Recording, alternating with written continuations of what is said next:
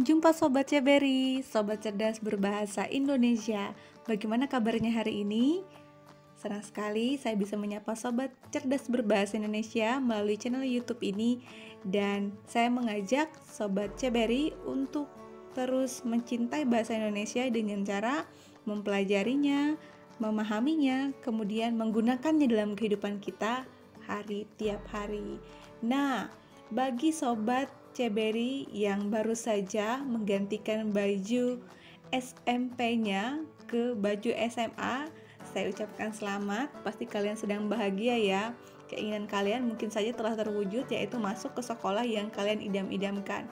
Selamat ya, dan berjanjilah bahwa kalian akan mencetak prestasi yang setinggi-tingginya di sekolah baru kalian.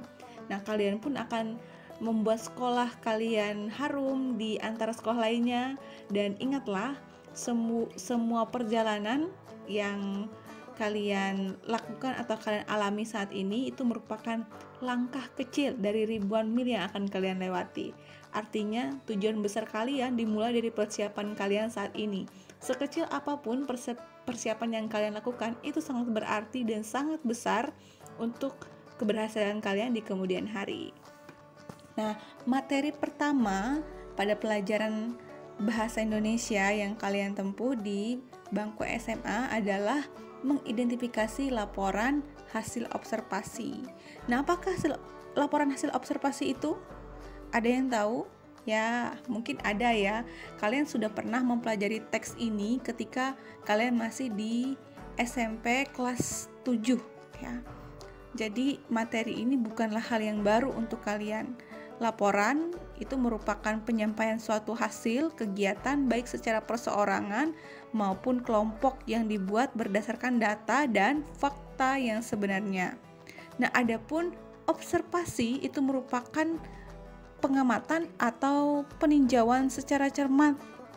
Nah, dengan demikian, kalau kita misalkan maknai untuk laporan observasi itu dapat diartikan sebagai tindakan atau aktivitas menyampaikan suatu kegiatan yang diamati secara cermat sesuai dengan data dan fakta. Nah, laporan hasil observasi itu bukan berdasarkan imajinasi atau rekayasa. Nah, hal ini menegaskan bahwa laporan hasil observasi yang kalian buat atau yang kalian tulis nantinya adalah sesuatu yang sudah terjadi. Nah, oleh karena itu, bekal kalian untuk mempelajari materi ini adalah menggunakan panca indera kalian dengan sebaik-baiknya agar dapat membuat laporan pengamatan kalian sedetail mungkin.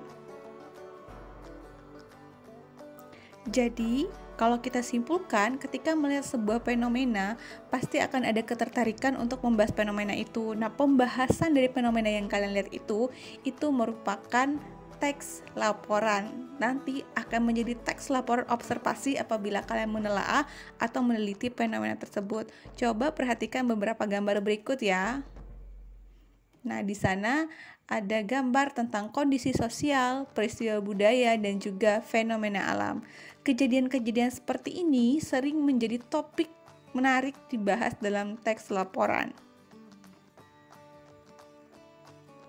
Nah, dengan demikian, laporan hasil observasi itu kita bisa kategorikan menjadi 3 bagian umum. Yang pertama, dia membahas tentang fenomena alam. Kemudian yang kedua, dia membahas tentang peristiwa budaya. Dan yang ketiga, dia membahas fenomena sosial. Kalau teks laporan observasinya membahas tentang fenomena alam, berarti itu meliputi segala sesuatu yang ada di alam. Bisa saja hewan, bisa saja tumbuhan, bisa saja keadaan di lingkungan sekitar. Kalau dia membahas budaya, berarti itu meliputi bisa seni, bahasa, dan adat istiadat.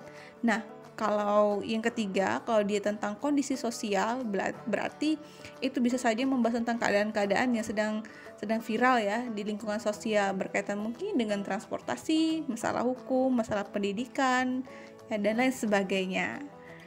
Oke, bagaimana? Sudah ada bayangan oleh kalian apa yang akan dipelajari dalam materi ini? Kalau belum, tidak apa-apa, karena ini masih terlalu awal untuk kalian dapat menyimpulkan. Tidak masalah. Mari kita lanjut untuk membahas topik berikutnya. Oh ya sobat, sebelum kita melanjutkan ke bab pembahasan yang lebih mendalam lagi, perlu diketahui juga bahwa ciri-ciri dari teks laporan hasil observasi itu ada beberapa ciri ya. Yang pertama, dia mengandung fakta. Jadi di dalamnya itu terdapat fakta.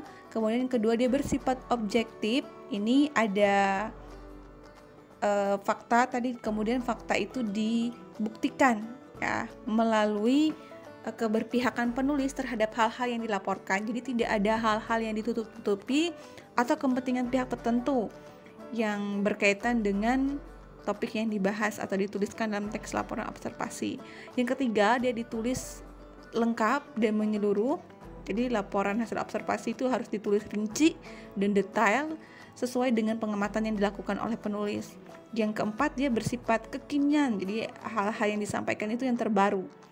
Dia berisikan berita, kegiatan, atau pengamatan yang dilaporkan itu merupakan fenomena terbaru yang bersifat aktual. Selanjutnya juga cirinya ada menambah pengetahuan atau wawasan kepada pembacanya, karena laporan observasi ini memberikan pengetahuan tentang hal-hal yang bermanfaat yang bisa menjadikan suatu wawasan baru bagi pembaca.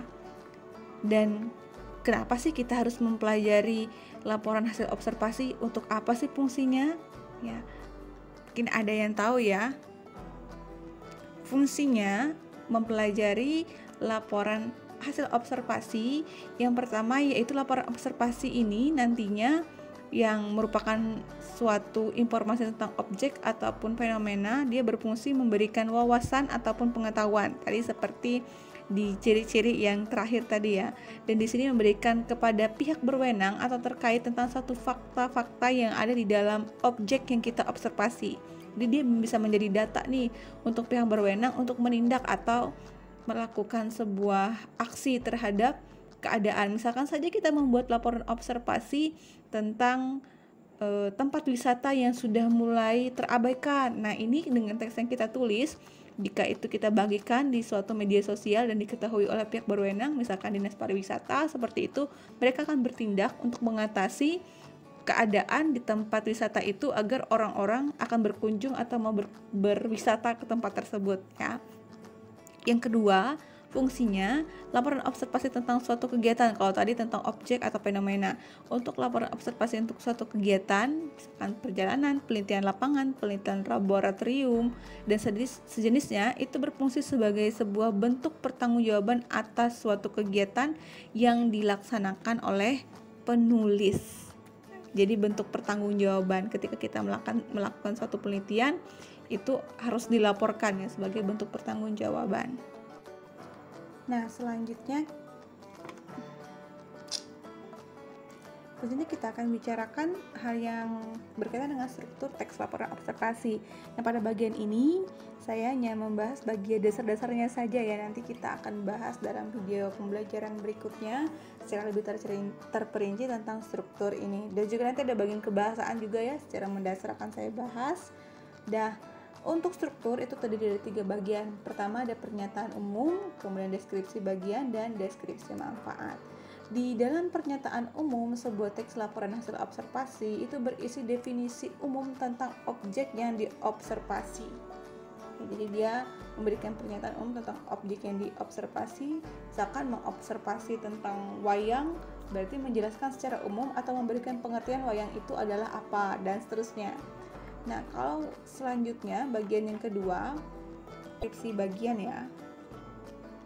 Untuk bagian deskripsi bagian ini, penyajian atau urutan sistematika penyajian deskripsi di tiap bagian itu harus mengikuti urutan pengklasifikasian yang telah disampaikan pada bagian sebelumnya ketika menjelaskan tentang suatu objek. Nah, pada bagian inilah setiap jenis objek atau bagian dari objek yang diuraikan itu disampaikan secara detail. Setiap objeknya dijelaskan dengan menggunakan kalimat deskripsi karena tadi strukturnya adalah deskripsi bagian. Sedangkan yang ketiga, struktur yang ketiga, deskripsi manfaat ya, dia berisi manfaat objek yang diobservasi. Ini merupakan cara untuk mengakhiri sebuah teks laporan hasil observasi. Kita lanjutkan lagi pada topik berikutnya, yaitu tentang kebahasaan dalam teks laporan observasi. Ini pun akan saya bahas secara singkat saja, nanti untuk terperincinya memerlukan waktu yang lebih banyak lagi ya untuk membahasnya biar dapat dimengerti dengan baik. Yang pertama ada kata benda umum ya, jadi banyak menggunakan kata benda umum yang menunjukkan suatu peristiwa umum dari objek sebagai bentuk atau topik paparan yang paling utama. Kemudian yang kedua menggunakan kata kerja material. Jadi di sana akan terdapat kata kerja yang menunjukkan tindakan, bisa tindakan dari suatu benda atau suatu objek lainnya, manusia, binatang, atau peristiwa alam dan yang dapat dilihat atau dapat dibuktikan keberadaannya. Kemudian menggunakan kata kopula. Nah, kata kopula ini menjelaskan tentang pengertian atau konsep. Ini biasanya digunakan pada bagian struktur pernyataan umum tadi ya, kopula. Kemudian menggunakan kata pengelompokan. Ini banyak digunakan untuk menyatakan kelompok atau klasifikasi, khususnya ketika sudah mulai menulis di bagian deskripsi bagian. Terus kata keadaan. Nah, kata keadaan di sini menggambarkan yang fungsinya untuk menggambarkan atau memberikan makna terhadap suatu keadaan, dan kata teknis itu digunakan sebagai istilah teknis yang berkaitan dengan isi teks. Contohnya akan kita bahas untuk struktur dan juga kebahasaan pada video pembelajaran berikutnya yang berkaitan tentang teks laporan observasi. Kita lanjut lagi. Bagian berikutnya adalah evaluasi. Nah, dalam teks laporan hasil observasi itu dilakukan tindakan evaluasi yang mana di dalamnya memberikan penilaian atas kelebihan atau kekurangan suatu objek. Ini penting dilakukan ya dalam penulisan teks laporan hasil observasi. Nah, berikut ini merupakan cara untuk menjelaskan teks laporan hasil observasi dengan ringkas.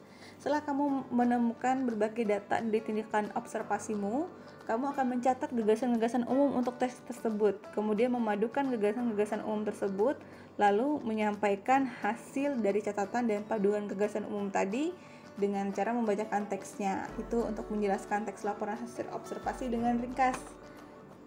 Berikutnya, kalau ingin menguraikan teks laporan observasi, kita perlu melakukan kolaborasi dengan teman-teman yang juga sedang melakukan observasi tentang objek yang sedang kamu teliti.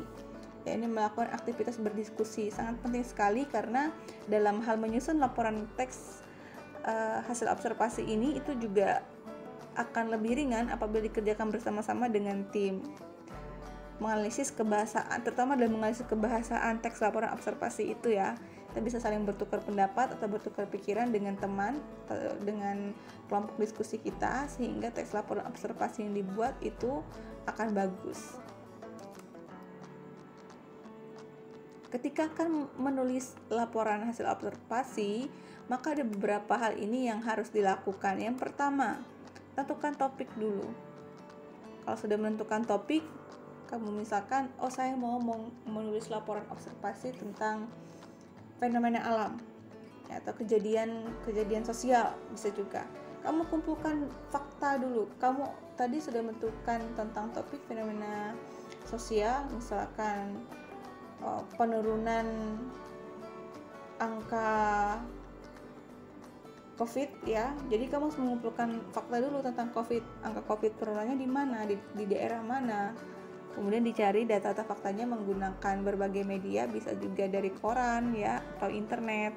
Setelah mengumpulkan fakta, kemudian kamu melakukan tindakan mendaftarkan topik-topik yang penting dari fakta yang kamu dapat tadi. Kemudian kamu mengembangkan topik-topik yang penting kamu dapat itu tadi secara utuh, kamu kembangkan, baru nanti menyusun kerangka laporannya. Dan ketika sudah ada kerangka laporannya ini, kamu dapat menulis naskah dengan utuh.